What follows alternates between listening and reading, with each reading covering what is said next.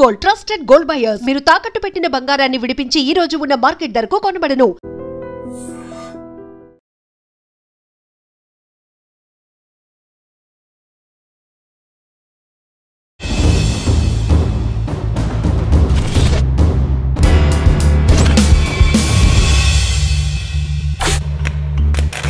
ఈ వారం మన గెస్ట్ పుల్లూరు ప్రసాద్ అన్న అలియాస్ చంద్ర.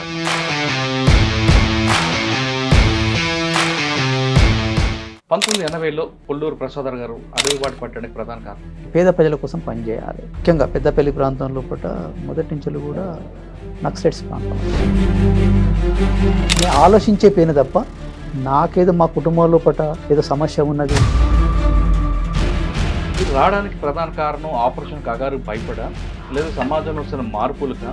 అంటే ప్రధానంగా నేను వచ్చిందంటే అనారోగ్య సమస్యతోటి వచ్చింది. అంటే ముఖ్యంగా గత 40 సంవత్సరాల కాలంగా అడవి లోపల తిరగడం జరుగుతుంది కాబట్టి దీన్ని దృష్టిలో పెట్టుకుని ఏంటంటే ఈ మోకాళ్ళ సంబంధించిన సమస్యలు అంటే నడక కదా, నడక కాబట్టి ఈ మోకాళ్ళు అనేవి ఈ మార్పు ఊహించారా? ఊహించిన మార్పు ఊహించింది. ఎందుకంటే ఇలాంటి మార్పులు దేశమంతా జరుగుతున్నాయి, మన తెలంగాణలో కూడా జరిగింది. దాడులు ప్రతి దాడులు మీరు కూడా కొన్ని సంఘటనలు తప్పించుకున్నారు. అంటే ఫైరింగ్స్ జరిగినాయి. అంటే నేను కమాండర్గా ఉన్నప్పుడు ముఖ్యంగా సిర్పూర్ ప్రాంతంలో పూట 86లో అక్కడ దైగం మండల్ విలేజ్ వస్తుంది. దైగం మండల్లో పూట లోహా అని ఒక గ్రామం.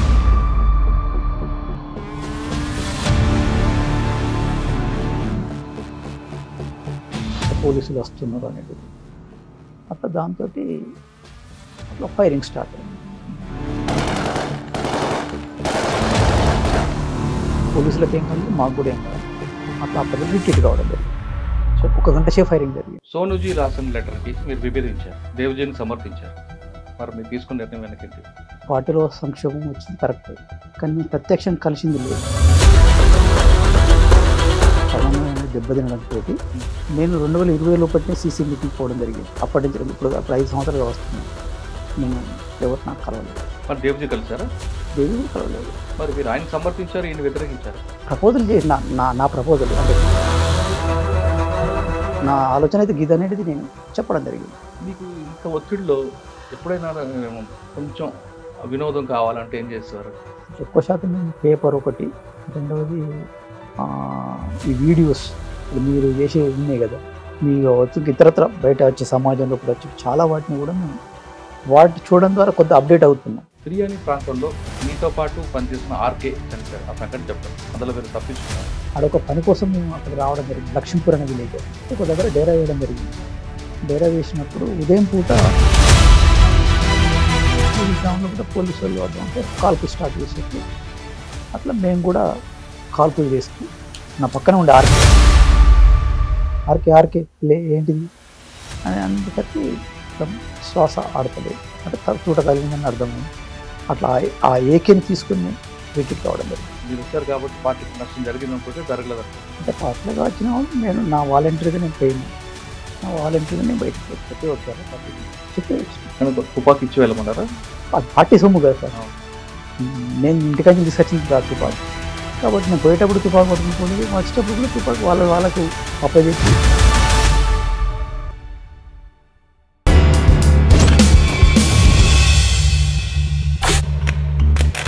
Welcome to I dream. గతంలో భావజాల ప్రభావంతోనో లేదా గ్రామాల్లో ఉన్న పరిస్థితుల ప్రభావంతోనో కొంతమంది యువకులు అడుగుబాటు పట్టారు. అడవులకు వెళ్ళిన తర్వాత ఈ కాలంతో సంబంధం లేకుండా పోలీసులతో కానీ పాములతో కానీ నిత్యం పోరాటం చేస్తూ వాళ్ళు బడుగు బలహీన వర్గాల కోసం, ఆదివాసుల కోసం నిత్యం పోరాటం చేశారు. ఆ విధంగా వాళ్ళు త్యాగాలు చేపట్టే ప్రభుత్వం కూడా పథకాలన్నీ కూడా కింద వరకు చేరాయి. ఒకవేళ వాళ్ళ త్యాగాలకు కానీ చేయకపోయి ఉంటే ఇంకా మన భారతదేశం ఇంకా వెనకబడి ఉండేది అన్న దాంట్లో ఎలాంటి సందేశం లేదు. అటువంటి త్యాగమూర్తులు కొంతకాలం తర్వాత అనారోగ్య పరిస్థితులతోనూ లేదా భావజాలతో విభేదాలతోనూ లేదా మరో ఇతర కారణాలతోనూ పార్టీని విభేదించి బయటకు వస్తుంటారు. కొంతమంది అరెస్ట్ అవుతారు, కొంతమంది సరెండర్ అవుతుంటారు. ఆ విధంగా జనజీవన స్రవంతులు వచ్చిన వారిని పరిచయం చేసే ఈ కార్యక్రమంలో ఈ వారం మన గెస్ట్ పుల్లూరు ప్రసాద్ అన్న అలియాస్ చంద్రన్న. ఆదిలాబాద్ జిల్లా ఎక్కువ ప్రాంతంలో ఆయన పనిచేశారు. ఒక విధంగా చెప్పాలంటే ఉమ్మడి ఆంధ్రప్రదేశ్లో ఏ యాక్టివిటీ జరిగినా ఫస్ట్ ఆదిలాబాద్లో జరిగేది. దానికి ఆయన కార్యరచన ఉండేది. అటువంటి వ్యక్తి దాదాపు 1980 నుండి 2025 వరకు అడవిలో ఉన్నారు. 40 సంవత్సరాల పైగా అడవిలో ఉన్న ఆయన ప్రజల కోసం చాలా వర్క్ చేశారు. ఆ వర్క్ ఏంటో, వాళ్ళు చేసిన త్యాగాల ఫలితం ఏంటో, ఇంతకాలం పనిచేసిన తర్వాత వాళ్ళు ఏ సిద్ధాంతాన్ని నమ్ముకుని వెళ్ళారో ఆ సిద్ధాంతాన్ని పక్కన పెట్టి సాయుధ పోరాటాన్ని విరమించి ఇప్పుడు ఎందుకు వచ్చారు అనే విషయాన్ని అన్నట్టు తెలుసుకున్నాను. అన్న నమస్తే. నమస్కారం. 1980 నుండి 25 అంటే దాదాపు 40 సంవత్సరాల పాటు మీరు అడవులు ఉన్నారు.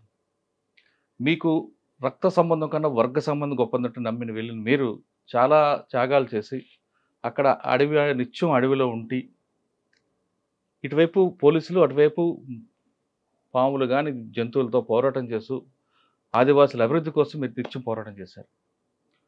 ఒక విధంగా చెప్పాలంటే మీ త్యాగాల ఫలితానికి మీ అందరం కూడా సెల్యూట్ చేస్తాం. అంత త్యాగం ఎవరూ చేయలేరు ఇప్పుడున్న పరిస్థితుల్లో.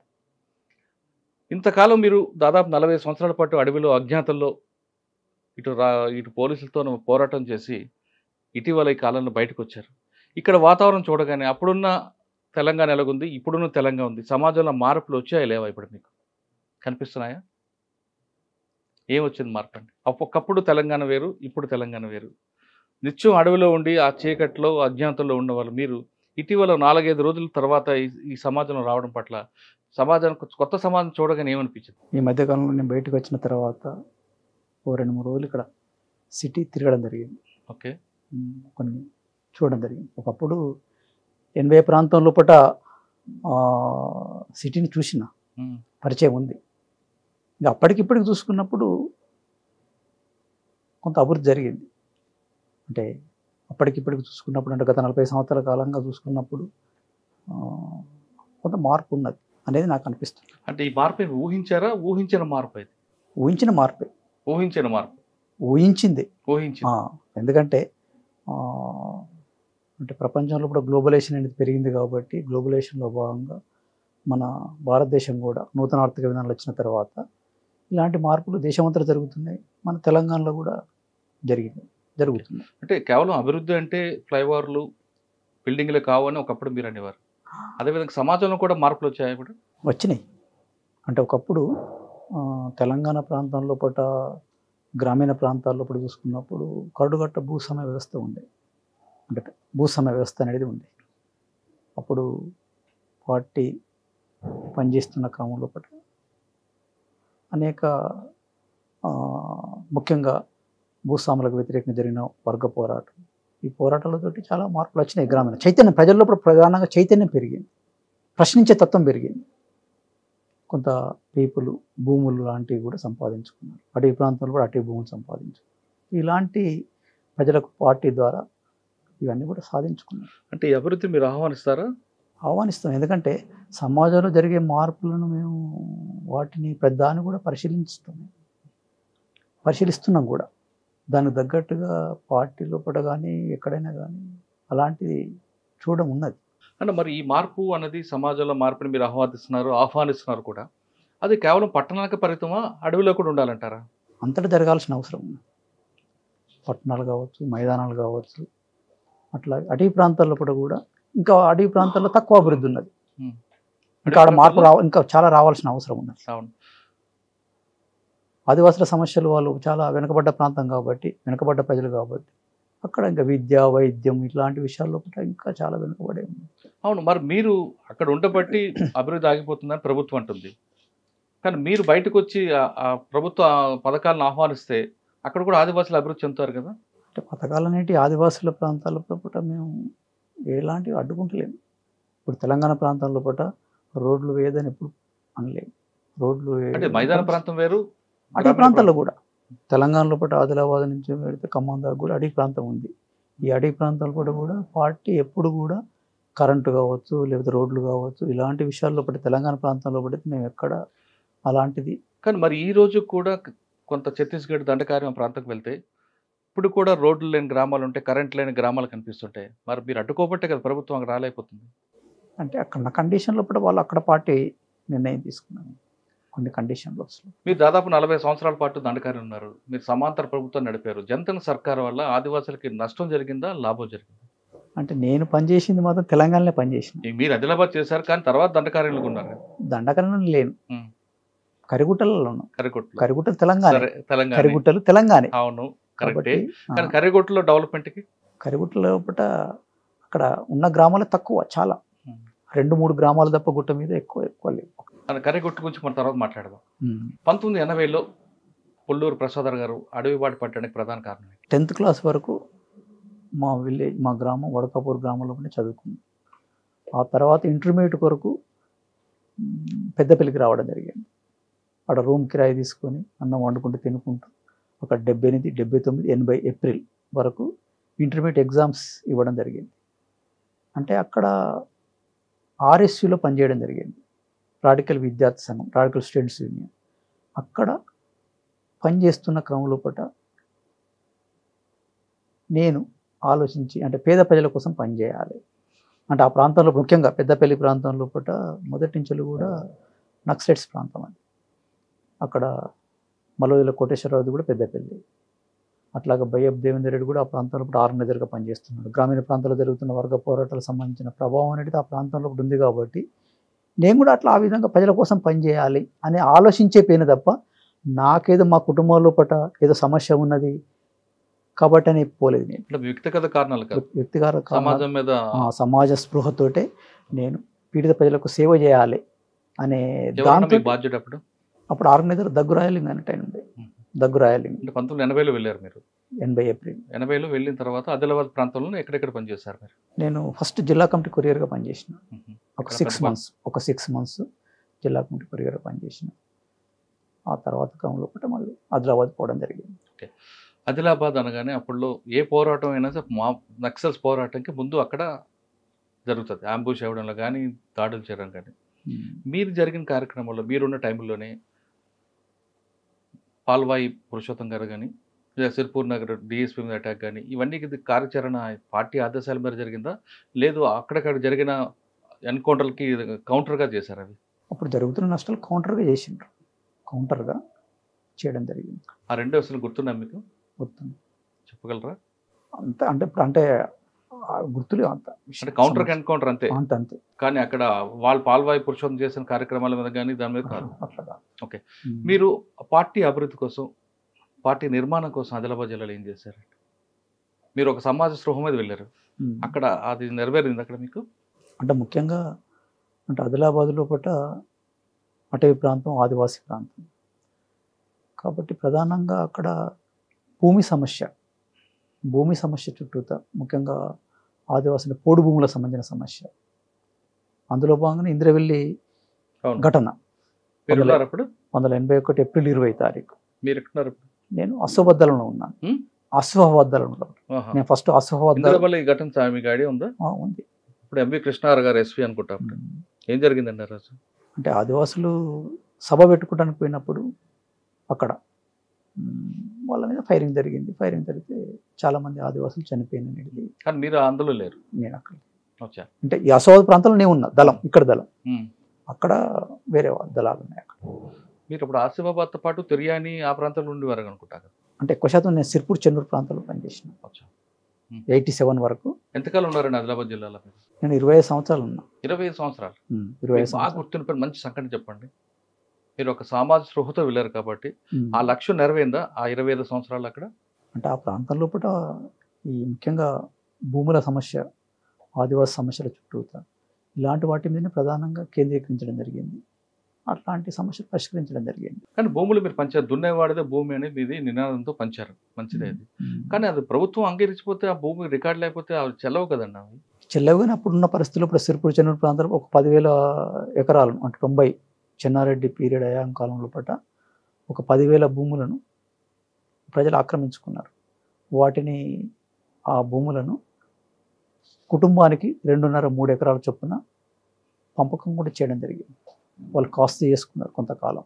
అంటే అది కౌలు వరకు బాగుంటుంది కానీ పండించే వరకు కానీ వాళ్ళకి అది సొంతం అవ్వదు కదా. ఆ సమస్య ఉంది, ఎందుకంటే పట్టా కాదు సమస్య. ఆ సమస్య ఉన్నది. దాంతో ఈ మధ్యకాలంలో కూడా మళ్ళా భూస్వాములు వాళ్ళు అక్కడున్న వాళ్ళు వచ్చి మళ్ళీ తీసుకుంటున్నది కూడా ఒక రిపోర్ట్స్ వస్తుంది.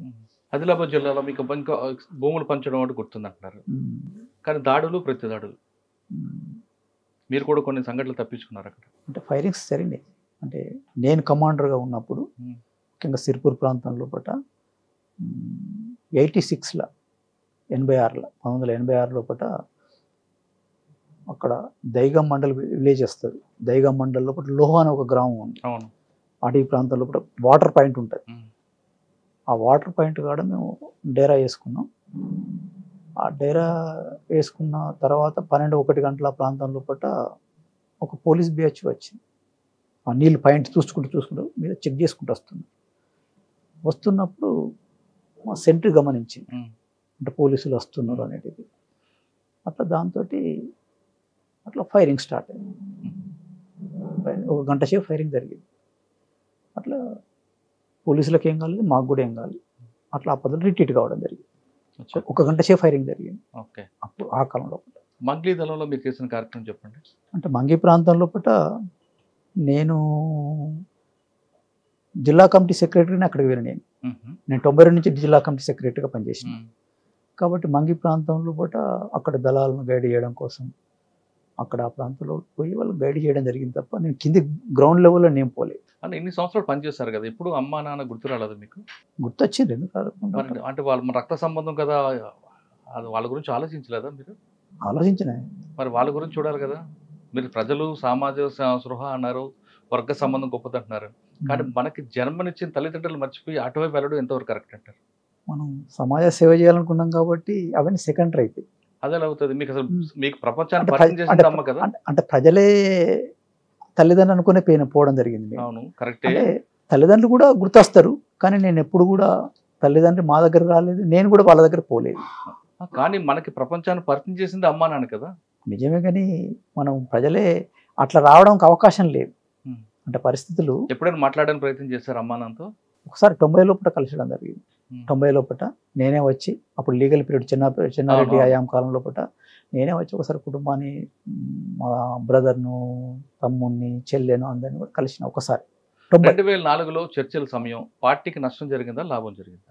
అందులో ఒక పాజిటివ్ ఉన్నది, నెగిటివ్ కూడా ఉన్నది, రెండు ఉన్నాయి. పాజిటివ్ చెప్పండి ఒకటి. అంటే విస్తృతంగా ప్రజలను కదిలించడానికి, ప్రజలను అటువైపు మోటివేషన్ చేయడానికి అది ఉపయోగపడింది.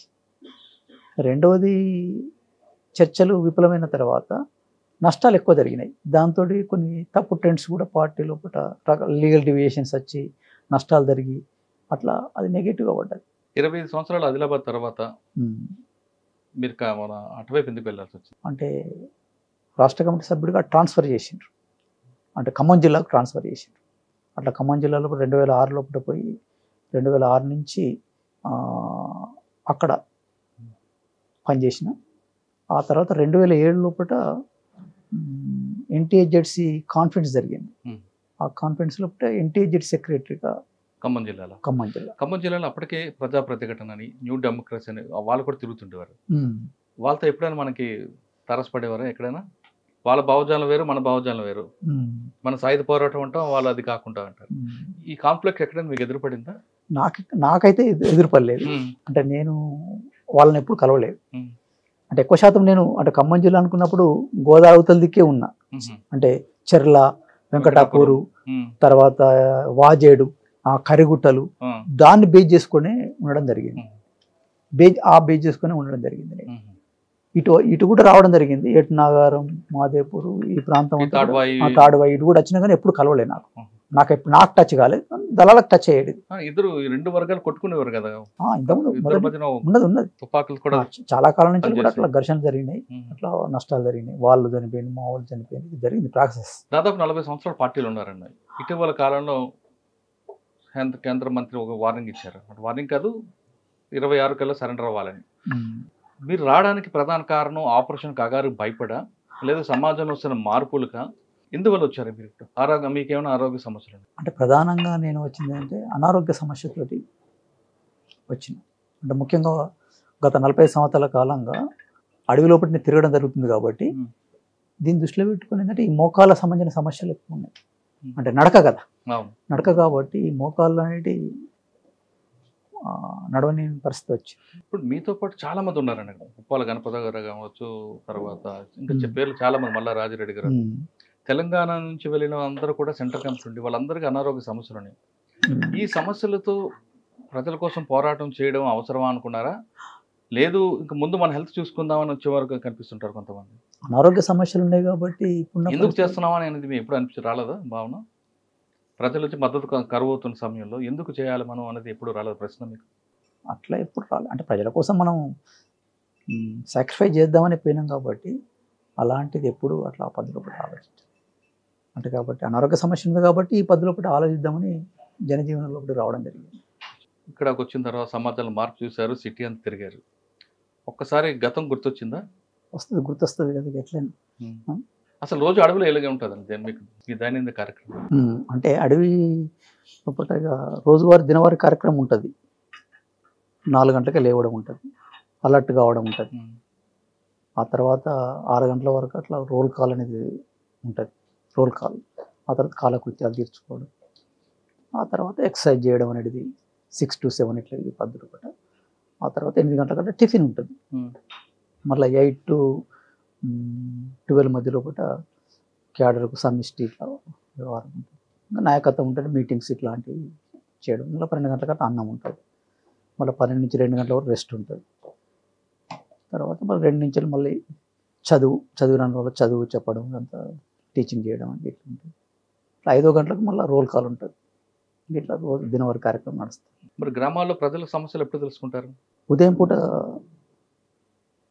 పోతారు గ్రామానికి కాంటాక్ట్ కావడం కోసం పోయి, కొంతమంది పోతారు, కొంతమంది కలిసి మాట్లాడి తెలుసుకొని మళ్ళీ రిటర్న్ వస్తారు. మీరు చెప్పిన కార్యక్రమం అంతా కూడా రోజువారీ కార్యక్రమం.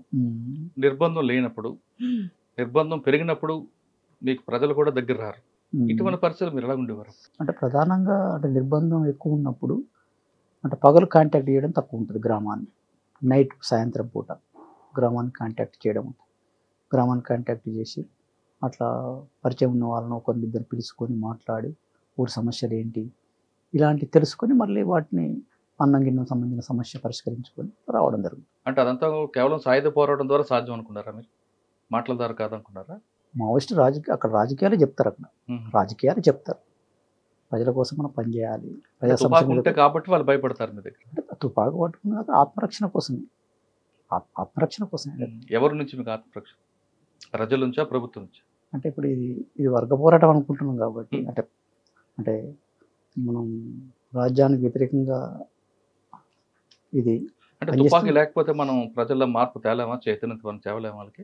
అంటే తుపాకులు పట్టుకున్న ఆలోచన అంటే మనం పనిచేసేటప్పుడు ఆత్మరక్షణ కోసమే తప్ప అదొక దాది పట్టుకుంటేనే ప్రజలను సమీకరిస్తాను అట్లా ఆలోచన ఎప్పుడు లేదు. లీగల్ అవకాశాలు ఉంటే ఆ పద్ధతిలో పట్టిన చేస్తున్నారు, ఇప్పుడు కూడా చేస్తున్నారు, చేయడం ఉంటుంది రేపైనా కూడా. సోనుజీ రాసిన లెటర్కి మీరు విభేదించారు. సోను రాసిన లెటర్ దేవ్జీని సమర్థించారు. మరి మీరు తీసుకున్న నిర్ణయం వెనకేంటి? అంటే పార్టీలో సంక్షోభం వచ్చింది కరెక్టే, కానీ మేము ప్రత్యక్షంగా కలిసింది లేదు, చాలా కాలం అవుతుంది. ఎవరిని? సోను మీటింగ్స్ అనేటివి అంటే పార్టీ లోపల సమన్వయం అనేది దెబ్బతినడంతో నేను 2020 లోపలనే సీసీ మీటింగ్ పోవడం జరిగింది. అప్పటి నుంచి ఇప్పుడు 5 సంవత్సరాలుగా వస్తున్నాను. నేను ఎవరు నాకు కలవలేదు. మరి దేవ్జీ కలిసారా?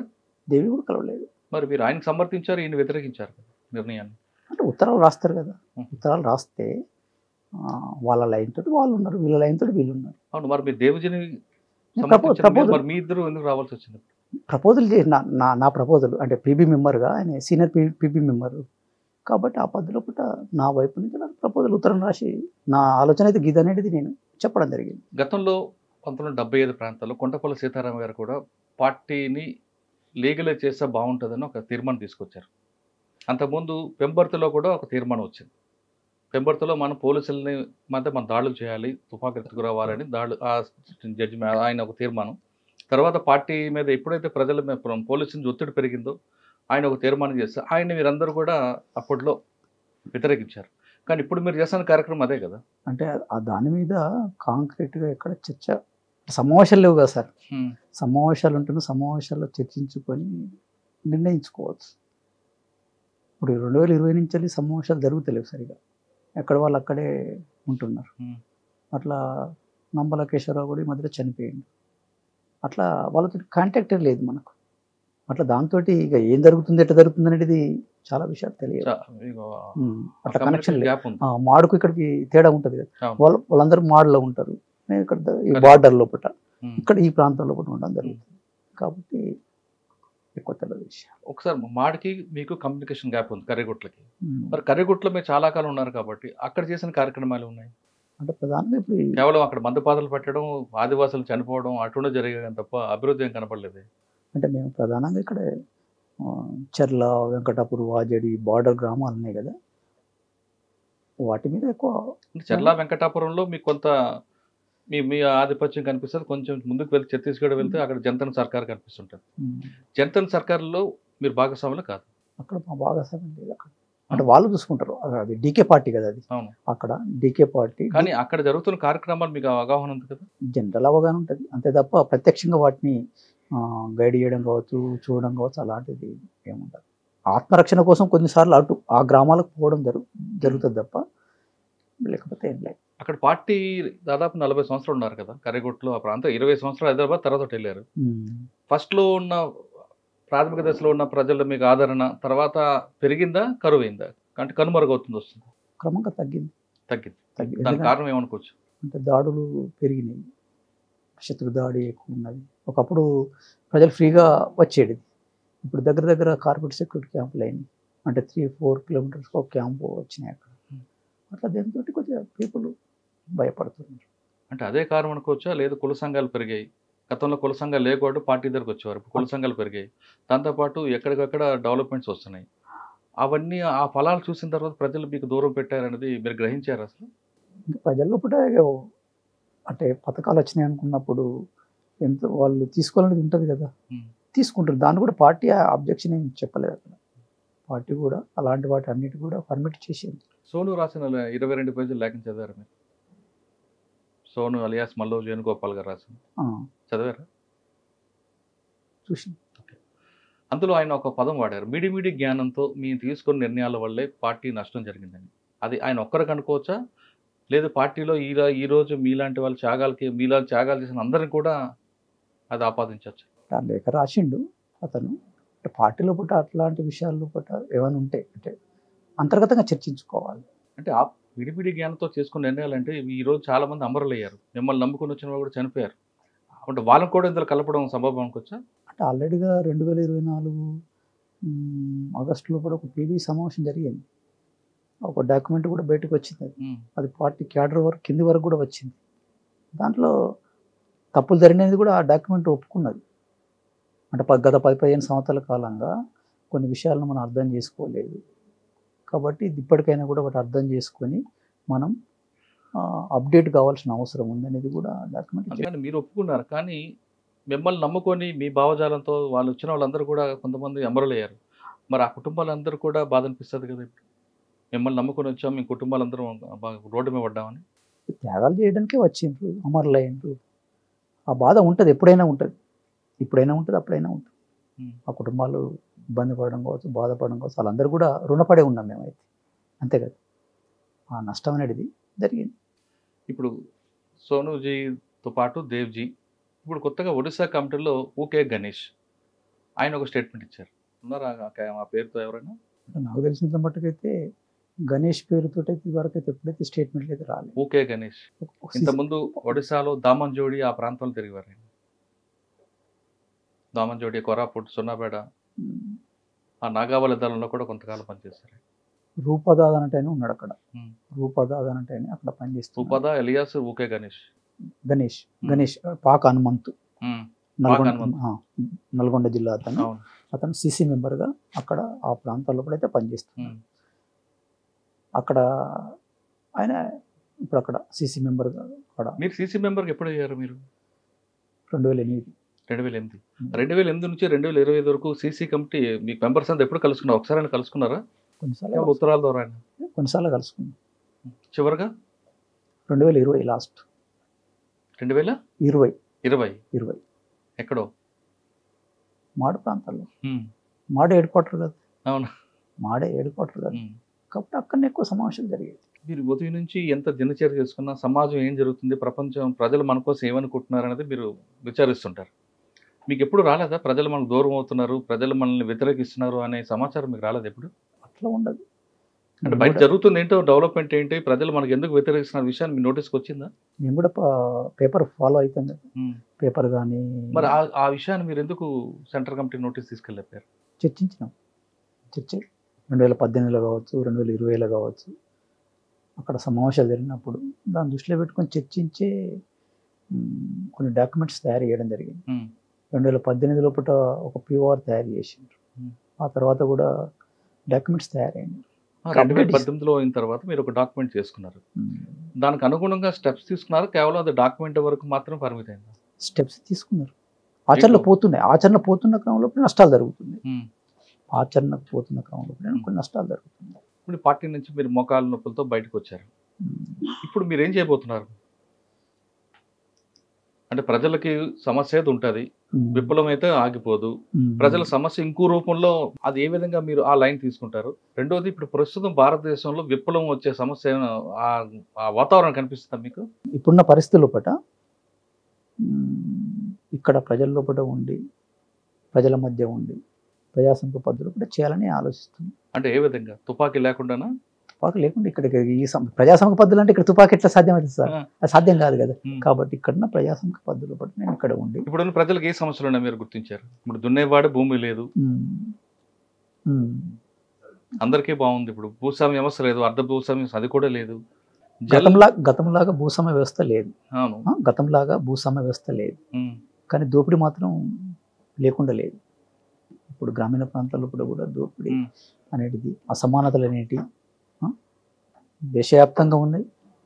కాబట్టి రకరకాల సమస్యల మీద ప్రజలు వాళ్ళ పద్ధతుల పుట్ట తోచిన పద్ధతుల పుట్ట పోరాడుతున్నారు. ఇప్పుడు తెలంగాణ సమాజంలో పుట్ట కానీ భారతదేశ వ్యాప్తంగా వాళ్ళు పోరాడుతున్నారు. ఇప్పుడు రైతాంగ సమస్య ఉన్నది, ఇప్పుడు ఢిల్లీలో పుట్ట పోరాటం చేసింది కదా. అలాంటి సమస్యలు ఇక్కడ ప్రజల లోపల కూడా ఎన్నో ఉన్నాయి. అలాంటి సమస్యలు ఉన్నా పార్టీ ఒక సపోర్ట్ లేకుండా కూడా ప్రజలే వాళ్ళు ఎత్తుకుంటున్నారు. ఇప్పుడు మీరు బంగ్లాదేశ్ కానీ, నేపాల్ కానీ, లేదంటే శ్రీలంక తీసుకోండి, లేదా ఇటీవల హైదరాబాద్ లో జరిగిన సంఘటనలు తీసుకున్నా, ఎక్కడ కూడా పార్టీ అవసరం లేకుండా ప్రజలు సమస్యను రోడ్డు మీద తీసుకొచ్చి వాళ్ళు సాధించుకుంటున్నారు. ఆ ప్రశ్నించే తత్వం వచ్చింది ప్రజలు. ఇంకా అటువంటిప్పుడు పార్టీ అవసరం ఉంటుంది. ఎందుకంటే పార్టీ అంటే రకరకాల అక్కడున్న ప్రజల లోపల వాళ్ళే నాయకత్వం వహిస్తున్నారు కదా. అప్పుడు మీరు మీలాంటి వాళ్ళు ఏం చేయగలరండి? అలాంటిలో మేము కూడా భాగస్వామ్యం వాడికి నాయకత్వం వహిస్తాం. అంటే మీరు కూడా రాజకీయ పార్టీలకు వస్తారా, లేదా ప్రత్యేకంగా ఒక పార్టీ పెడతారా? అలాంటి ఆలోచన లేదు. అంటే రాజకీయాల లోపలికి రావాలని ఆలోచన లేదు. అంటే మాజీలందరితో కలిపి పార్టీ పెడతారు ఏమన్నా? అట్లాంటిది ఏది లేదు. అంటే రాజకీయ పార్టీ వేదికగా తీసుకోరు, కానీ ప్రజల్లో మాత్రం మార్పు కోసం నేను పనిచేస్తాను. నా శక్తి మేరకు నా అనారోగ్య సమస్య ఉంది, అనారోగ్య సమస్య చూసుకుంటూ ఏ మేరకు సహకరిస్తే ఆ మేరకు నేను కృషి చేస్తాను. ఇప్పటివరకు చేసిన 45 సంవత్సరాలు నేను సాక్రిఫైస్ చేసిన. అవును, అది మాత్రం కాదని ఎవరు కదా. కాబట్టి ఇప్పుడు కూడా నా శక్తి ఏ మేరకు ఉంటే ఆ మేరకు నేను ప్రజల వైపు ఉండి నిలబడడం కోసం ప్రయత్నం చేస్తాను. ఆయా పార్టీలకు పోవాలనే ఆలోచన నాకు లేదు. స్పష్టం. రేపు భవిష్యత్తులో మీరు కూడా మళ్ళీ మీరు అడగండి ఒక 6 నెలల తర్వాత. ఎందుకంటే ఇప్పుడు సమాజంలో మారిన మార్పులను కూడా ఇంకా నేను పరిశీలించాల్సిన అవసరం ఉన్నది. ఇక్కడ సమాజాన్ని అర్థం చేసుకోవాల్సిన అవసరం ఉన్నది. వీటిని అర్థం చేసుకున్న తర్వాత నేను మళ్ళీ మాట్లాడతాను. కానీ సమాజం వచ్చిన మార్పులు మనం సరిగ్గా ఆ లైన్ అంటే పాత లైన్లే మనం పట్టుకుండా బట్టే ఈ ప్రమాదం జరిగిందనే విషయాన్ని మీరు గ్రహిస్తారా? పార్టీకి ప్రజలకు గ్యాప్ పెరగడానికి అంటే పార్టీ కూడా ఆలోచిస్తున్నది. అంటే మొన్నటి దాకా పార్టీ కూడా అంటే సమాజంలో కూడా చాలా మార్పులు ఉన్నాయి. చాలా మందికి స్వార్థం ఉందన్న, మీలా త్యాగాలు చేసేవారు లేరు. ఇటువంటి సమాజాన్ని పట్టుకొని మీరు ఏ విధంగా ముందుకు వెళ్తారు? చేయాల్సింది ఈ సమాజంలో పనిచేయాలనుకున్నప్పుడు ఈ సమాజంలో ఉండే పని చేస్తేనే వాటిని పట్టుకొని పోవడం ముందు కూడా సాధ్యమవుతుంది. అది ఎంతకాలమైనా కావచ్చు. అంటే మీకు మావోయిస్ట్ పార్టీ అని దీర్ఘకాల యుద్ధం, ఈ యుద్ధంలో మీకు నష్టమే జరుగుతుంది తప్ప లాభం జరగట్లేదు. కానీ కనుచూపు మేరలో కూడా మన పార్టీ బుల్లెట్ ద్వారా రాజ్యం సాధించవచ్చు అనేది ఎక్కడ కనిపిస్తుందా? ఇప్పుడు ప్రజల సమస్యలు ఉన్నంతకాలం పోరాటాలు ఉంటాయి. అంటే మీరు ఇప్పుడు బయటకు వచ్చారు, పార్లమెంట్ తలహా ఎన్నికలకు వెళ్తారా? నేనైతే పోను. నేను ఇదివరకు ఒకసారి కూడా ఓటేయలేదు. నేను చిన్న వయసులో నేను చిన్న వయసులో పెట్టిన పార్టీలకు పోయినా కాబట్టి ఇంతవరకు నేను ఎక్కడ వెళ్ళలేదు. కాబట్టి దానికి నేను ఇప్పుడు ఆ పార్టీలకు. కొంతమంది మిమ్మల్ని పార్టీ ద్రోహి అంటారు, మీరేమంటారు? ఎవరు ఎట్లయినా అనుకోవచ్చు, దానికి ఏం సమస్య లేదు. నా అంతరాత్మ నాకున్నది కదా. నా అంతరాత్మ 40 సంవత్సరాల పాటు త్యాగం చేసిన మిమ్మల్ని పార్టీ ఆ విధంగా ద్రోహి అనడం ఎంతవరకు కరెక్ట్ అంటారు? నేనైతే ద్రోహం చేయలేదు. నేను నమ్మిన వాటి కోసం రాజకీయ కొంతకాలం పనిచేసిన శక్తి ఆ మేరకు ఉన్నది, ఆ మేరకు నేను పనిచేసిన. నేను ఒక పార్టీలో పోయినప్పుడు కూడా నేనేం తుపాకు పట్టుకొని పోలేదు, మళ్ళీ వచ్చేటప్పుడు కూడా తుపాకు పట్టుకొని రాలేదు. నేను వాళ్ళకి అప్పచెప్పే వచ్చిన. నేను వాలంటీర్గా పోయినా, వాలంటీర్గా నేను అంటే మీరు తుపాకు ఇవ్వకుండా వచ్చినా మరి కొంతమంది మాత్రం తుపాకులు తీసుకొచ్చి పోలీసులు హ్యాండ్ ఓవర్ చేశారు. అది కరెక్ట్ అంటారా? ఇంకా వాళ్ళ ఇష్టం, అది వాళ్ళు చేసిన మార్గం. దానికి నేనేం చెప్పలేను. ఇటీవల కాలంలో కొన్ని వార్తలు వస్తున్నాయండి. తుపాకులు కొన్ని మాత్రమే తీసుకొచ్చి పోలీసులకు ఇచ్చారు, అసలైన తుపాకులు డంపులో పెట్టారు, ఎప్పుడైనా అవసరం వస్తే వాడుకోవడానికి. కానీ పార్టీ ఫండ్ ఒకటి ఉంటుంది, ఆ ఫండ్ అంతా కూడా తీసుకొచ్చి డంపుల్లో ఉంది, కొన్ని కేజీల బంగారం ఉందని అంటారు. అది నమ్ముతారా మీరు? అది కరెక్ట్ కాదు. అంటే దాదాపు 400 కేజీల బంగారం డంపుల్లో దాచారు. నాకు తెలిసిన మేరకు అంత ఫండ్ పార్టీకి ఎప్పుడు రాలేదు, లేదు. అది అబద్ధం, అంటే ప్రచారం. ఇదంతా ఎవరు చూస్తారని ఆర్థిక వ్యవహారాలని? అంటే ఆయా రాష్ట్ర కమిటీలు, ఏ రాష్ట్ర కమిటీ ఆ రాష్ట్ర కమిటీ చూస్తుంది, అది కేంద్ర కమిటీకి చూపెట్టడం జరుగుతుంది. ఏ రాష్ట్రంలో ఎంత ఫండ్ ఉందనేది ఆయా రాష్ట్ర కమిటీ సెక్రటరీ సంవత్సరానికి ఒకసారి లెక్కలు చేసి దాన్ని సీసీకి అప్రూవ్ చేస్తారు. అంటే సీసీ దగ్గర అందరూ అంటే మీరు కలవలేదు కదా, సీసీ అంటే మీరే కదా? అంటే కాదు, అంటే రాష్ట్ర కమిటీ, అంటే రాష్ట్ర కమిటీ మీరు కేంద్ర కమిటీ అంటే మళ్ళీ జనరల్ సెక్రటరీకి పంపిస్తారు. జనరల్ సెక్రటరీ కంట్రోల్లో ఉంటుంది. ఎక్కడ ఎంత ఉందని అందరికి చెప్పరు. కానీ కొంతమంది పార్టీని అడ్డం పెట్టుకొని, కొంతమంది కాంట్రాక్టర్ డబ్బులు తిని పార్టీని అడ్డం పెట్టి చేస్తున్నారు. నిజమేనంటారు అది? పార్టీ లోపల ఒక లక్ష్యం కోసం పనిచేసిన వాళ్ళు, సిన్సియర్గా పనిచేసిన వాళ్ళు అలాంటి పని చేయరు. అంటే పార్టీ చేస్తుందని కాదు, కాదు. అందులో కొంతమంది వ్యక్తులు అక్కడక్కడ చేసే అవకాశం ఉంటుంది, అక్కడప్పుడు బయటకు వస్తున్నాయి కదా అలాంటి అక్కడక్కడ చేసినప్పుడు. ఉదాహరణకు జగదల్పూర్ ప్రాంతం, అక్కడ ఒక వ్యక్తి, ఒక వ్యాపారస్తుడు పార్టీని బూచిగా చూపించి డబ్బులు సంపాదిస్తుంటాడని వార్త ఉంది. అలాగా మీ కర్రెగొట్లో ఆ ప్రాంతంలో ఎవరైనా కనిపిస్తుంటారా? ఇంకా రకరకాల వాళ్ళు ఉన్నారు సార్. అంటే కింది గ్రామ లెవెల్లో కూడా సంఘ నాయకత్వం, ఇట్లా కమిటీ లెవెల్లో వాళ్ళు కూడా కొంతమంది అక్కడక్కడ అవినీతి అనేది కొంతమంది అక్కడక్కడ జరుగుతుంది. దాన్ని మేము పార్టీ పద్ధతిలో కూడా చర్చించి అక్కడ చేస్తారు, వాటిని పరిష్కరిస్తారు. పార్టీలో ఏ వ్యవస్థ కోసం మీరు పోరాటం చేస్తున్నారో ఆ వ్యవస్థలో వ్యక్తులే మీరు సరెండర్ అవగానే మిమ్మల్ని తీసుకొచ్చి బ్రాండ్ అంబాసిడర్ గానో ఇంకోటి ప్రకటిస్తుంటారు. అటువంటి మీరు అంగీకరిస్తారా? ఉదాహరణకు సోనూజీ, అంటే మీది కాదు, సోనూజీకి అక్కడ ఉన్న ఒక కంపెనీ, గచ్చిరౌలిలో కంపెనీ, నాకు బ్రాండ్ అంబాసిడర్ ఈయన అని ప్రకటించింది. ఆ విధంగా మీరు ఎవరైతే వ్యతిరేకించారో వాళ్ళే మిమ్మల్ని ఒక ఉద్యోగం ఇస్తానంటే తీసుకుంటారా? అది ఆయన ఇష్టం, నా ఇష్టం కాదు. ఆయన ఇష్టం కాదు, మీకు ఎవరైనా అంటే? అలాంటి ఉద్దేశం నాకు లేదు, అలాంటిది ఏది కూడా నేను ఆశించే వాడిని కాదు. దాదాపు 40 సంవత్సరాలు త్యాగం చేశారన్న, ఇప్పుడు ఏం చేస్తారు మీరు? బయట వచ్చి ఏం చేస్తా అంటే ప్రజల కోసం. అమ్మ నాన్న కలిసారా మీరు? అమ్మ నాన్న లేదు, చనిపోయింది. ఆ విషయం తెలిసిందా మీకు? తెలుసు. ఎప్పుడు తెలిసింది? అంటే పేపర్లో వస్తుంది కదా. బాధ అనిపించలేదా? బాధ అనిపించింది కానీ ఏం చేయలేం కదా, పరిస్థితి అక్కడి నుంచి రాలేం కదా. దూరం ఉన్నా బాధపడ్డాం, మనసులో బాధపడ్డాం, ధైర్యంగా ఉండాల్సిందే కదా. అంటే ఒక కొడుకుగా మీరు తీసుకోవాల్సిన బాధ్యత కొన్ని ఉంటాయి కదా, అవి చేశారా ఏమైనా కనీసం? మా పత్రిక లోపల రాయడం జరిగింది. మా పత్రిక లోపల సంతాపం వెలిబుస్తూ మేము ఒక ఫోటో వేసి మా పత్రిక లోపల రాయడం జరిగింది, తండ్రికి తల్లికి కూడా. ఆ విధంగా రుణం తీసుకున్నాం. తెలంగాణ రాష్ట్ర కమిటీ తరఫున సంతాపం వెలిబుస్తూ మేము రాయడం జరిగింది. ఆ విధంగా రుణం తీసుకున్నాం. అంతకంటే ఎక్కువ చేయలేదు. సరే, మీ వివాహం 89లో పెళ్లి చేసుకున్నాను. 89లో అట్లా. ఆమె పేరు మోతిబాయ్, కుర్సింగ మోతిబాయ్. ఆమె కూడా దళ సభ్యురాలు. అట్లా ఇద్దరం ప్రేమించి పెళ్లి చేసుకున్నాం. ఆ తర్వాత క్రమం లోపల 2013 లోపల అనారోగ్య సమస్య సీరియస్గా ఉండే, అట్లా ట్రీట్మెంట్కి పంపడం జరిగింది. ఎక్కడ? చెర్ల ప్రాంతం నుంచి వెళ్ళి ట్రీట్మెంట్కి పంపిస్తే తీసుకుపోతున్న క్రమంలో కూడా పోలీసులు అరెస్ట్ చేసింది. పోలవంచ దగ్గర అరెస్ట్ చేసి కేసులు పెట్టి జైలుకు పంపించిండ్రు. ఇట్లా 2013 నుంచి 2015 చివర విడుదల కావడం జరిగింది. ఆ తర్వాత హార్ట్ సమస్య ఉండే, దాంతో బయటనే వాళ్ళ కుటుంబం దగ్గర ఉంది ఇప్పుడు ప్రస్తుతం. కుటుంబం దగ్గర బయట ఎవరైనా కలిసారా? కలవలేదు, ఎక్కడ పోలేదు.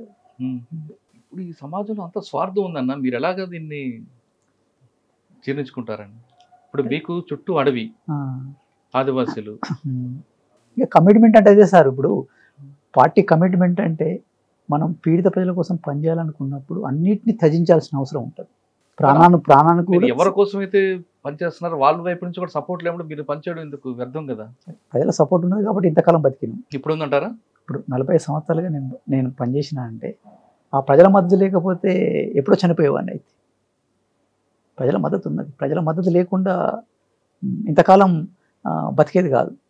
ఎలా ఉందండి కొత్త వాతావరణం? అక్కడ అడవి చుట్టూ పోలీసులు, అందు చుట్టూ అన్నలు వాళ్ళతో ఇక్కడ వచ్చాక కొంచెం ప్రశాంతంగా ఇక్కడ భోజనం, హైదరాబాద్ బిర్యానీ ఎలా ఉన్నది? ఉంటాయి, అక్కడికి తేడా ఉంటుంది కదా. అక్కడికి ఇక్కడికి అక్కడ సమయానికి భోజనం దొరకదు. సమయం ఎందుకు దొరుకుతుంది, అక్కడ కూడా దొరుకుతుంది. అంటే మేమే టైం టు టైం పాటిస్తాం. టైం టు టైం అంటే అది ఓకే. మంచి భోజనం మంచి భోజనం అనేది ఎప్పుడు ఉండదు. అంటే ప్రజలు ఏది ఇస్తే అది తినడం అనేది మనం మొదటి నుంచి అలవాటు చేసుకున్నాం. అదే సింపుల్ గా. చాయ్లో కూడా చాయ్ పత్తి తప్ప పాలు కనబడవు. ఎందుకు పాల చాయ్ కూడా తాగుతావు ఎప్పుడో అంటే తాగుతావు, అటగా డికాషన్ తాగుతావు. దొడ్డు బియ్యంతో చక్కగా భోజనం చేస్తారు, ఇలా చపాతీ తింటారు. ఏదైనా తింటాం, ఏదైనా అంటే ప్రజలు ఏమిస్తే తింటారు తప్ప మీకు కావాల్సింది మాత్రం దొరకదు అట్లా వాస్తవం. అంటే ఆ వాతావరణం ఇప్పుడు వచ్చారు కదా, ఇప్పుడు ఎలాగ ఆస్వాదిస్తున్నారు? వీటన్నిటికీ అలవాటు కావాలి కొన్ని. అంటే అలవాటు కావాలంటే కొంత టైం. నా గ్రామం, నా రాష్ట్రం ఇంత అభివృద్ధి చెందిందని ఆనందపడుతున్నారు. ఇంకా కొంత టైం పడుతుంది అంటే అర్థం చేసుకోవడానికి, అలవాటు పడడానికి. ఓ 6 months అయినా పడుతుంది. సరే, ఇప్పుడు వచ్చిన వారం 10 రోజుల్లో నా దేశం, నా గ్రామం, నా రాష్ట్రం ఇంత అభివృద్ధి అయింది, దీనికి చాలా కాలంగా దూరంగా ఉన్నాను బాధపడ్డారా, ఆనందపడుతున్నారా? ఇంకా రెండు ఉంటాయి. ఇప్పుడే ఎట్లా తొందరగా ఎట్లా చెప్పగలుగుతా నేను? పార్టీలో మీకు సమకాలికలు చాలా మంది అనుకోవట్లు చనిపోయారు. ఇప్పుడు మీకు ఏమనిపించింది? బసవరాజు గారు అవ్వచ్చు, ఆర్కే గారు. బాధ అనిపించింది. అంటే అంటే తక్కువ కాలంలో కూడా చాలా మంది సీసీ మెంబర్స్ కూడా అమరులు కావడం జరిగింది. ఆ బాధ ఉంటుంది. తిరియాని ప్రాంతంలో మీతో పాటు పనిచేసిన ఆర్కే చనిపోయారు. ఆ సంఘటన చెప్పండి. అందులో మీరు తప్పించుకున్నారు. అడొక పని కోసం మేము అక్కడ రావడం జరిగింది. లక్ష్మీపూర్ అనే విలేజ్ అది సంవత్సరం గుర్తులేదు నాకు.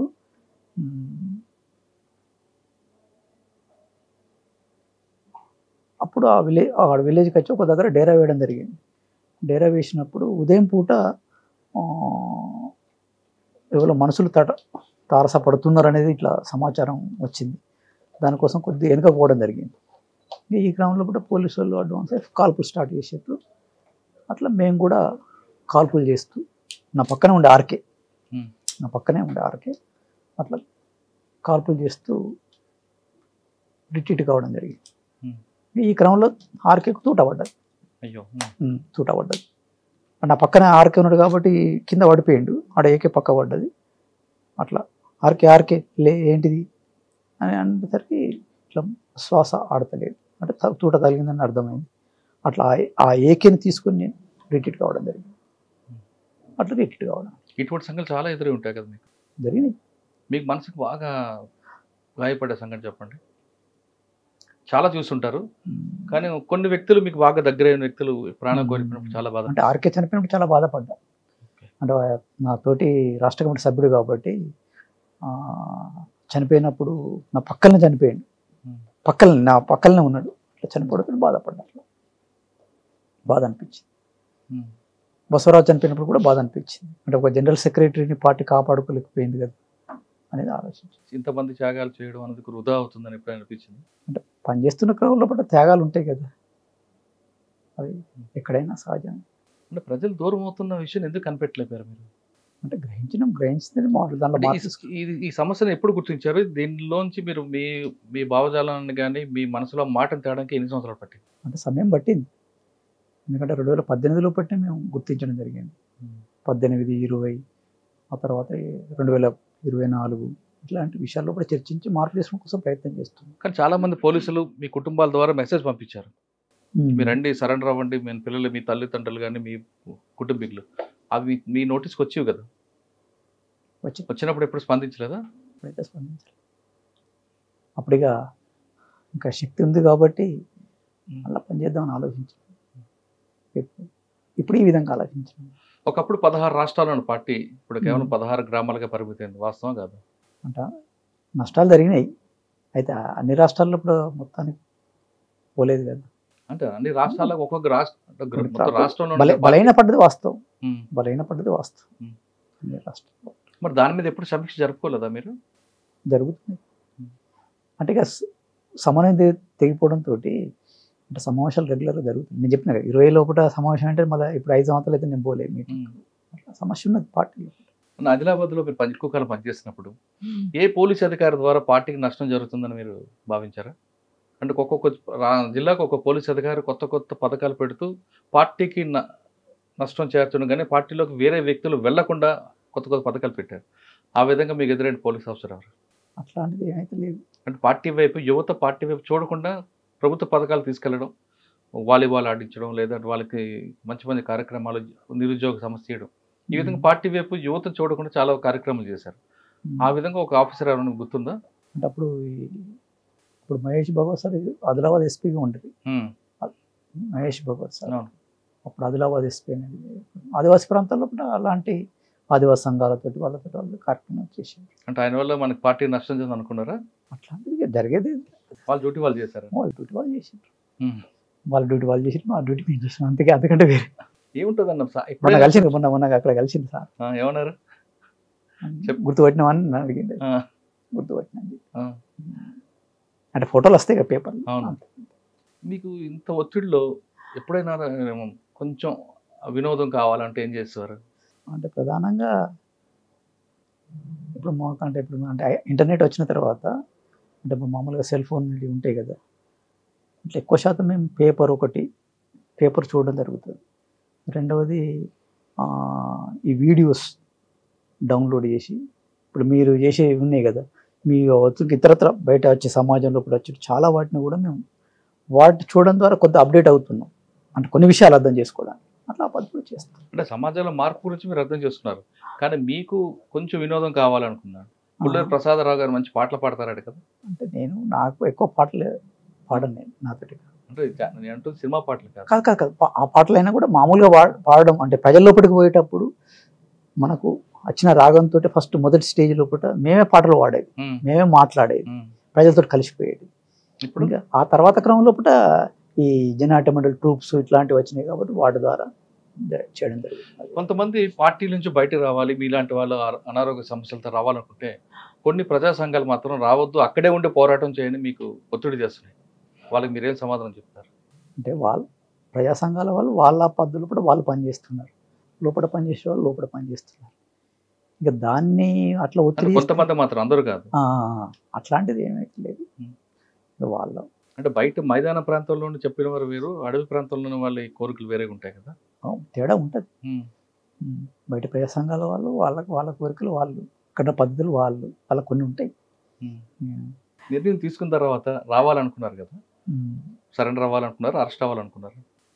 జనంలో కూడా పనిచేయాలనుకున్నాం, అందుకే వచ్చింది. రేవంత్ రెడ్డి సారు నక్సలైట్ మా బ్రదర్స్ అన్నాడు. ఆయన ఫస్ట్ నుంచి, ఆయన ముఖ్యమంత్రి కాకముందు నుంచి కూడా ఆయనకి భావజాలం ఉంది. దాని మీద మీకు సానుకూలంగానే ఉండాలనేది ఆలోచించాను. అంటే కాంగ్రెస్ ప్రభుత్వం ఉంది కాబట్టి పాజిటివ్ గానే ఆలోచించాను. అంటే అటువంటి మనస్తత్వం చాలా తక్కువ మందికి ఉంటుంది. ఆయన ఒక బ్రాడ్ మైండ్ కాబట్టి ఆ మతంగా అన్నారు. గతంలో ఎన్టీ రామారావు కూడా అన్నారు కదా, నక్సలైట్ దేశభక్తులు అన్నారు. అవునా కదా? కాబట్టి అది బ్రాడ్ మైండ్ అండి, తను తప్పేం కాదు కదా. అంటే ఇప్పుడు మీరు నెక్స్ట్ కార్యాచరణ ఏంటి? ఫస్ట్ అయితే ఇప్పుడు బయటికి వచ్చిన కాబట్టి ఫస్ట్ ఆరోగ్యం బాగుపరచుకోవాల్సిన అవసరం ఉంది. దాన్ని బట్టి ఇంకా సమాజాన్ని అర్థం చేసుకోవాల్సిన అవసరం ఉంది. దాన్ని బట్టి నేను కార్యాచరణ నెక్స్ట్ ఆలోచన. ఇప్పుడు మీకు తోడు కావాలి, మీరు ఎవరో ఒకరు మీ మీద, మీరు ఒకరి మీద ఆధారపడాలి. ఎవరు ఉంటే బాగుంటుంది? మా కుటుంబం వాళ్ళు ఉన్నారు కదా, మా కుటుంబ సభ్యులు. ఒక అన్న ఉన్నాడు, తమ్ముడు ఉన్నాడు, చెల్లె ఉన్నది, తర్వాత భార్య ఉంది. ఆవిడ కలిసారు మరి మీకు? ఇంకా కలవలే ఎప్పుడు. అంటే మీరు కూడా ఒక మంచి కుటుంబంలాగా, ఉమ్మడి కుటుంబంతో ఉండాలనుకుంటున్నారా? ఉన్నది కుటుంబం, కుటుంబంతో ఉంటాను, కుటుంబం దగ్గరనే ఉంటాను. దాన్ని బట్టి పరిశీలించి తర్వాత ఆలోచించాలి. మీరు చాలా కాలం కర్రికొట్లో పనిచేశారు కాబట్టి కర్రికొట్లోని సమస్య ప్రభుత్వం దృష్టికి తీసుకురాగలరా? ఇప్పుడు వాళ్ళు దాన్ని తగ్గించడానికి చూస్తారు కదా, మీ ద్వారా కొంత జరిగింది అంటున్నారు. ఇంకా కొన్ని సమస్యలు ప్రభుత్వం నోటీస్కి వెళ్తే వాళ్ళు ఖచ్చితంగా ముందుకు వెళ్ళి ఆ సమస్య పరిష్కరించడానికి ఇదొక వేదికగా ఉంటుంది కదా. ఇప్పుడు కర్రిగుట్ట మీద ఎక్కువ జనాభా లేదు, అక్కడ 2-3 విలేజెస్ ఉన్నాయి తెలంగాణ భూభాగంలో పట్ట. అక్కడ ఛత్తీస్గఢ్ భూభాగంలో పట్ట ఒక్క విలేజ్ అన్ని కిందకు ఉన్నాయి. అంటే గుట్ట అంటే కర్రిగుట్ట అనుకున్నప్పుడు ప్రధానంగా అడవి ఉన్నది, బండలు ఉన్నాయి, నీళ్ళు ఉన్నాయి. ఎక్కువ ప్రజలు కింద నుంచి వెంకటాపూర్ వాజేడ్ నుంచి ప్రజలు, అటు ఛత్తీస్గఢ్ నుంచి ప్రజలు కూడా ఏంటంటే అటవీ ఉత్పత్తుల కోసం ఎక్కువ వస్తారు, అక్కడికి వేట కోసం ఎక్కువ వస్తారు. అదే ప్రధానం అక్కడ. ఇంకా వేరే సమస్య ఏంటి అక్కడ? అంటే అక్కడ ప్రజలకు ఇప్పుడు కొన్ని గ్రామాల ప్రజలు ఉన్నారు అక్కడ. ఇప్పుడు ఉదాహరణకు పాములూరు అనే ఒక విలేజ్ ఉంది. పాములూరు అనే ఒక విలేజ్ అప్పుడు కూడా అక్కడ 10 ఇండ్లు ఉన్నాయి. తర్వాత జల్లా డోల్ అని ఉన్నాయి, కానీ ఖాళీ చేసి అంతకుముందు 2 ఇండ్లు 3 ఇండ్లు ఉండేటి. తడపాలప్పుడు కూడా ఒక 4-5 ఇండ్లు ఉండేటి. అట్లా కొంతమందిని అప్పుడు అసలు దాంతో ఇప్పుడు గ్రామాల ప్రజలు లేరు అక్కడ. ఇప్పుడు అక్కడ పాములూరు ఉన్నది అనుకోండి, వాళ్ళకి ఏంటంటే మాకు గుణపెంక ఇండ్లు కావాలనే పద్ధతులు ఒకటి ఉన్నాయి. గుణపెంక అంటే గుడిసె, అంటే గడ్డి గుడిసెలతోటే ఇల్లు వేసుకుంటున్నారు. అట్లాంటిది ఏంటంటే వాళ్ళు అక్కడ ఇండ్ల కోసం పెంక కావాలనే పద్ధతులు ఒకటి ఆలోచిస్తున్నారు. తర్వాత కొద్దిగా నీటి సౌకర్యం కావాలని కుంటలు కానీ ఇట్లాంటి పద్ధతులు ఒకటి, ఇరిగేషన్ సంబంధించి ఇట్లాంటివి ఆలోచిస్తున్నారు. బోరింగ్స్ కావాలని ఆలోచిస్తున్నారు. బోరింగ్స్ కావాలనేటిది ఇట్లాంటి కొన్ని ప్రభుత్వం వాటిని సాల్వ్ చేయాల్సిన అవసరం ఉన్నది. మరి మీరు ఉన్న టైంలో ఈ సమస్యలు గుర్తించారు కదా, మరి పార్టీ వైపు నుంచి చేయలేదా? అంటే అక్కడ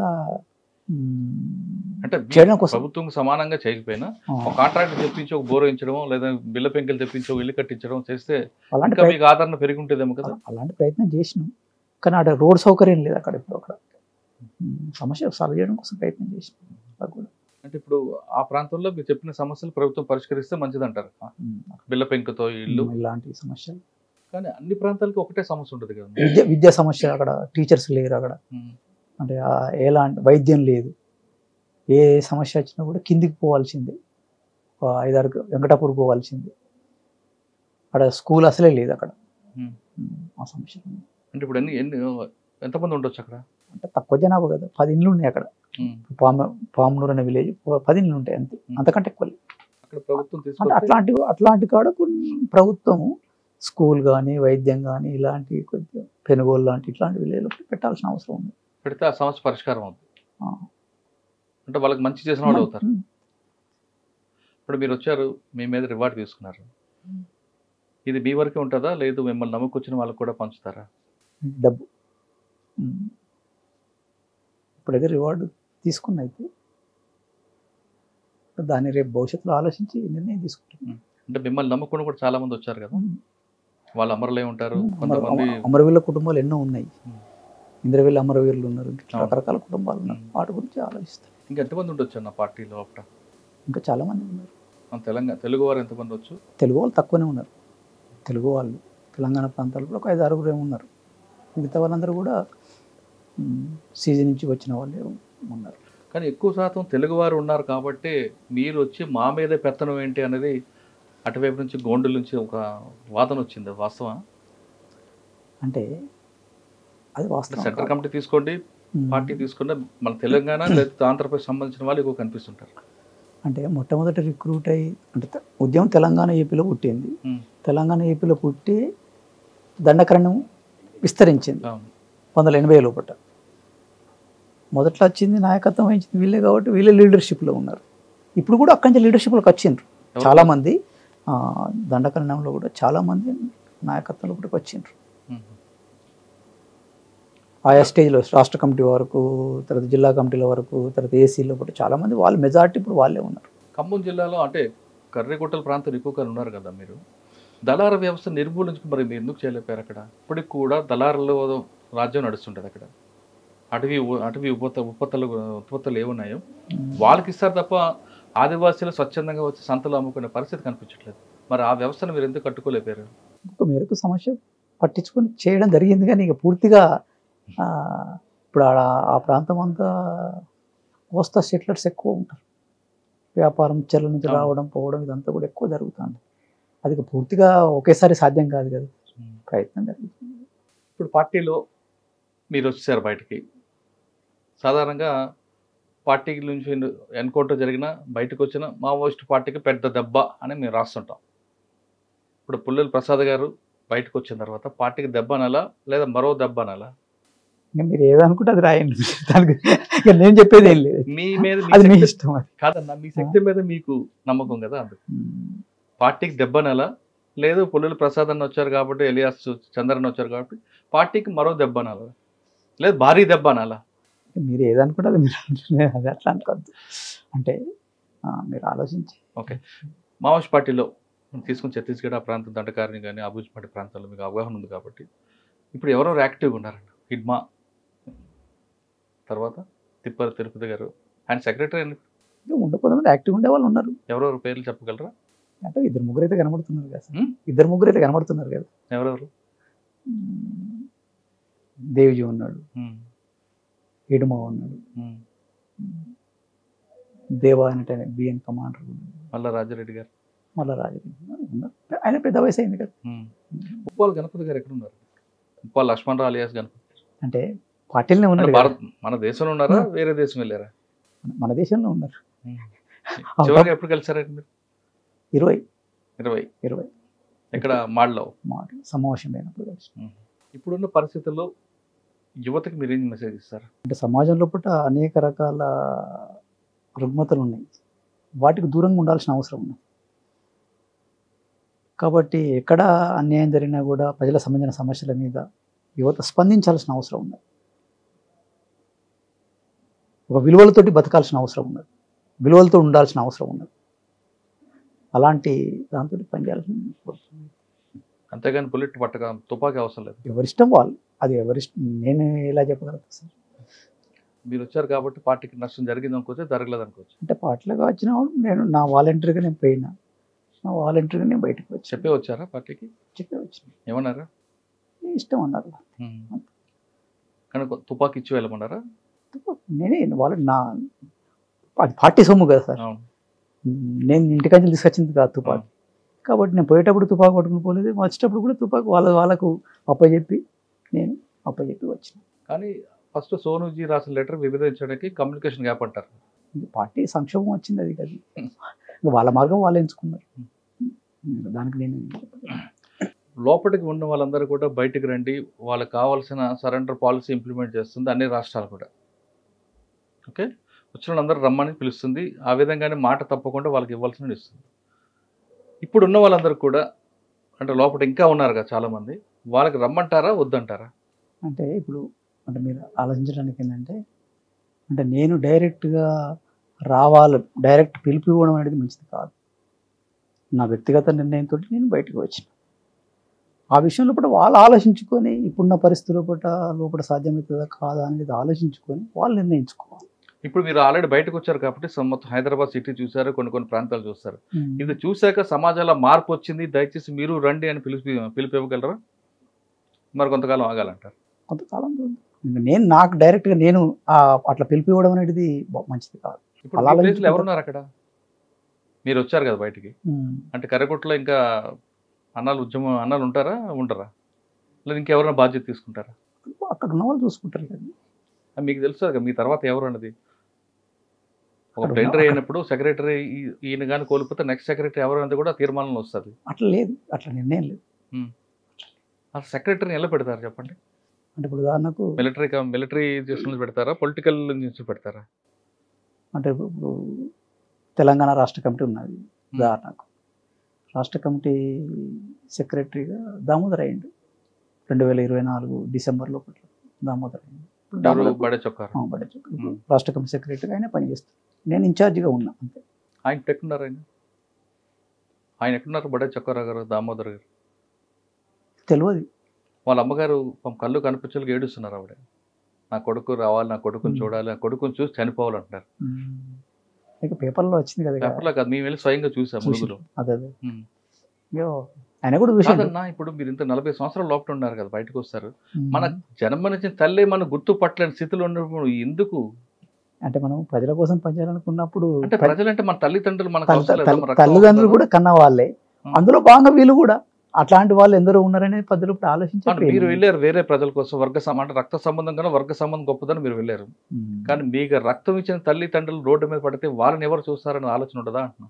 ఉంటుంది, తప్పనిసరిగా ఉంటుంది, ఉండకుండా ఉండదు. ఇప్పటికైనా సరే అందరూ బయటకు వచ్చి వాళ్ళ కుటుంబాలతో ఉండడానికి సంబంధం కాదా? సరైన సమయం కాదు ఇది? వాళ్ళు ఎవరికి వాళ్ళు ఆలోచిస్తారు, ఎవరికి వాళ్ళు ఆలోచించుకుని నిర్ణయం తీసుకుంటారు. అంటే మీరు వ్యక్తిగతంగా రమ్మని పిల్లలు, వాళ్ళ ఇష్టం వాళ్ళది.